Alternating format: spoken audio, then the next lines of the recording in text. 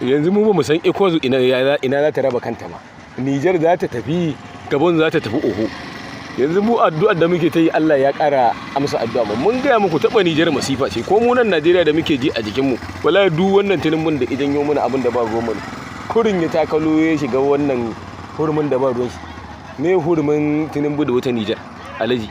Gashi nan muna ta ji a jiki. Paul Biya, shugaban Kamaru, ya canja dukkan hafsoshin tsaron ƙasan shi bayan juyin mulkin Gabon.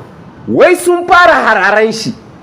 Allah, ba shugaban da zai tsira wanda ya mayar da mulkin family and friend na ƙasan da yake mulka. Allah, a wannan juyin mulkin da ake ta yi a Afirka, da shugaban da aka yi murɗiyan zaɓe aka ƙi ba wanda ya ci, da shugaban da ya mayar da mulki na gado, duk ba wanda zai tsira a wannan tafiya.